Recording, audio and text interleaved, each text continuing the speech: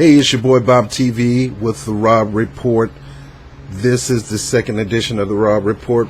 I've changed the name from Freedom on Fire, Hardcore Politics to the Rob Report because I'm going to keep this personally, my report on certain things. And then we're going to go on my weekly show, which is a little more, in the week in review. And the reason I'm doing this is because I love what I do here, but I have a job, and I'm not doing this as a wealthy YouTuber who have time to really do this. My hats off to people like my friend H.A. Goodman, Tim Black, and things like that, who's still building a phenomenal audience in the channel. Yet they work hard to cut the time to be able to produce content, and I'm doing the same thing. So I just ask that you bear with me. I've kind of shifted my focus from reporting the news to developing a significant piece of revolutionary document that I believe that if we can get a lot of mobilization power behind it, if we can get a lot of momentum behind it, it can do wonders for this country. I'm just a regular Joe, just like you. Well, then again, you may not be so regular, but I'm a regular guy like you. I'm not, I envy some of my YouTube community, my brothers like Jamal Thomas. He's such an intellectual, smart guy. And then I look at Tim, and and then I look at Nico, and then I look at just a whole bunch of people in media, Hard Bastard, and BS Man. I mean, I look at these people and how they, my new friend Iban Kim, and how everybody has their own flavor of media. Tim is more like a talk show call-in, but yet during the day Tim will report on the news. Jamal Thomas will come with an intellectual view of the issues of the day. And Iban had his platform where he'd come up with a subject, and it doesn't have to be political, and then he invite people on the panel to talk about it, almost like a online Meet the Press. And I think that's pretty good. And hopefully him and Tim can come together on doing something like that on Tim's show, where you can have an online community come in and close the show out or something like that. I think it's pretty good. Now you got me. And what do? Man, I talk about these politicians like a dog. Man, I'm more like the 50 Cent of politics, but I can't be the 50 Cent of politics because I don't even cuss. I mean, I try not to cuss. And I do believe in love, but yet I believe love sometimes will spank your behind. And,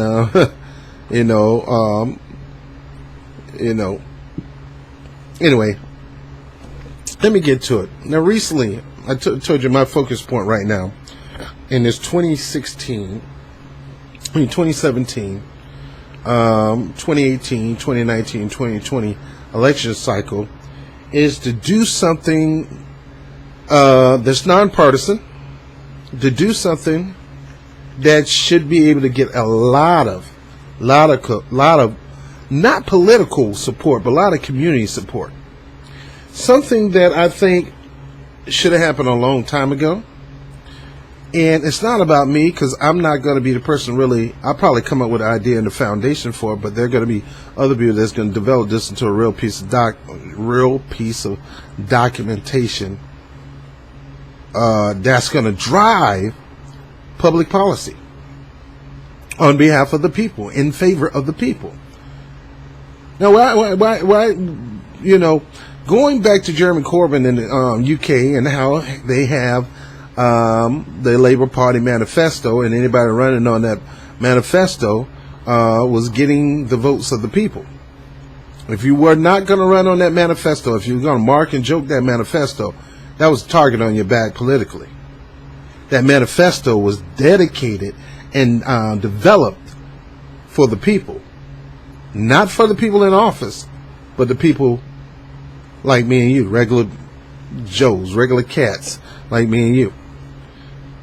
I respect that. I honor that. And I've gone over the manifesto. Man, it's some great things, but it's just for UK. And then one day I was just saying, man, I wish we can get a manifesto like that. And that's another thing, man, about manifesto. The manifesto we're going to develop is not a party platform. Now, I was told that Jeremy Corbyn, he made that a manifesto is really what we call a party platform. The manifesto that we're going to meet is nonpartisan. Matter of fact, we're going to take off our party hats, become a voting bloc in huge numbers, and basically tell the politician, this is our vision for America. This is what we want to happen in the next 5 to 10 years and beyond. We don't care about your vision. We don't care about your freaking slogan. Matter of fact, you can take that vision and you can take that freaking slogan and you can turn that son of a sideways and stick it straight up your candy. We don't want to know anything about anybody's vision for America no more, because most of them, their vision just absolutely suck. Most of them are a bunch of lies. We had the Bush vision. We had the Obama vision of hope and change, and a lot of us fell for that hook, line, and sinker. And little change, not much change. Little change, not much change. And then we got, Miss Obama 2.0 and her stronger together, breaking the barriers and all that kind of crap.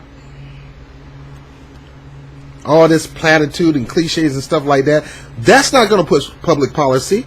That's not going to help healthcare come to fruition. Single payer. No, and never ever going to have legislation like that ever.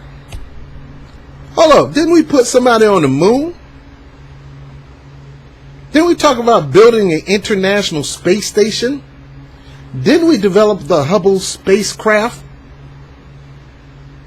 Aren't we designing, using our taxpaying money, all these super aircraft carriers and these super fighter jets and all that? And you can't tell me we can't get health care for all? Well, that's communist and hold up. You can't call England a communist socialist government. You can't say what we plan on doing is going to be like Venezuela and all that. Most of those countries lean toward communism. We're not talking about communist socialist Medicare for all. We're talking about just plain Medicare. We're talking about what Great Britain has. We're talking about what Germany has. We talked about what the Netherlands have. We talked about what Australia have. Even even Israel have. Yet we pay them billions of dollars every month. And we can't have single-payer health care? Get out of my face with that stuff. That's why I am so driven about this right now. And I will talk about some things in the news, some things that will drive me to get on here and talk about. But my main focus is to get the people back control of developing this country into the great nation it has the capacity to be. America never been great again, Donald Trump, because it's never been great. We still have oppression. We still have suppression, especially of my people, the people of color. Cops kill people and get let off.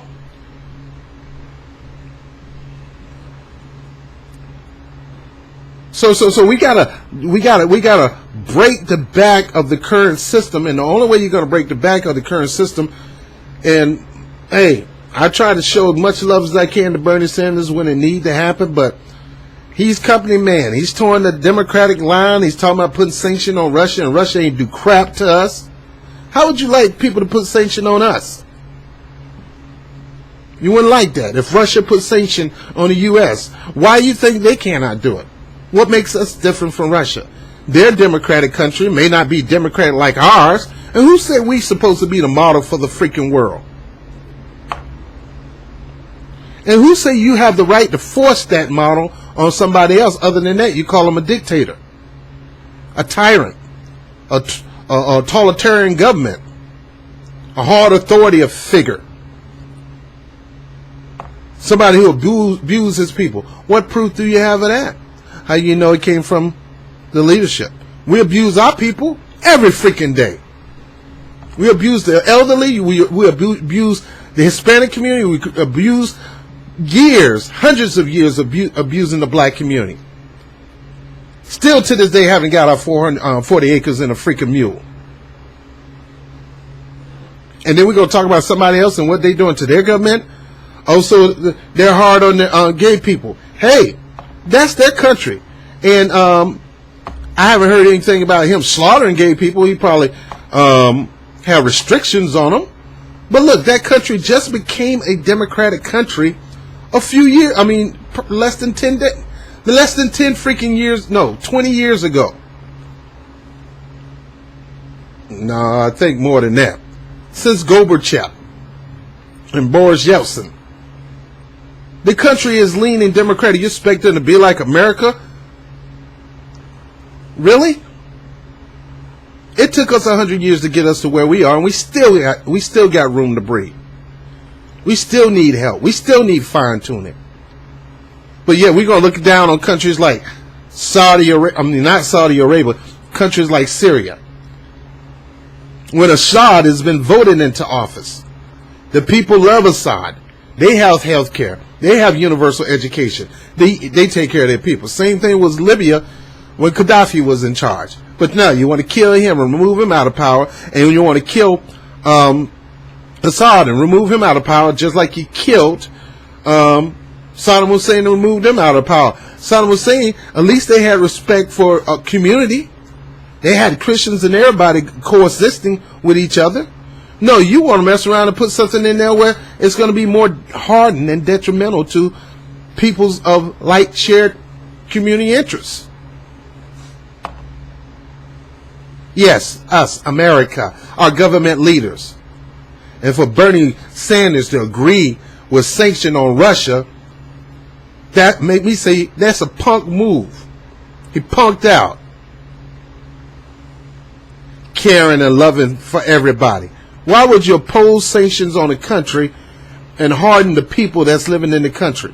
Those people had nothing to do with the so-called hacking of the general election, which you still have no freaking proof of it. But yet, our people in the Democratic Party rigged the election, but you're not saying nothing about that. Why don't you impose sanction on the people who did that, Bernie Sanders? Why don't you throw them in jail? Why don't you stop being a punk, a wuss, a pussy, and speak up about that? They robbed you. They took from you. They cheated you. But no, let's step back. They didn't just rob you and cheated you. They robbed and cheated each and every one of your supporters who left out of here, took time off of their job, sweat in the hot freaking sun, went to every, and I'm talking about me, went to every last one of your events here in New York City, knocked on doors, made phone calls. My union endorsed you. You came here. And you think we did that for nothing, Doc? And you won't even say one freaking word about the DNC lawsuit in Florida and the one that's supposed to be in, I think, Baltimore and Pennsylvania. Not one red word, but you got the nerve to open your freaking mouth about Russia with no freaking proof and posing sanctions on them. And you going to agree with that crap, man? You are a company man just like Jamal Thomas said. You're towing the party line. You're becoming half corporate and half progressive. You're becoming a shield when you. Sometimes it's like every now and then the shield come out of you. You're not standing bold against stuff. Those people in Russia did nothing to us, nothing. So why we got to pose sanctions on them to hurt their financial structure and to hurt, to stop putting food on their plate and stuff like that? Why would you sign off for something like that?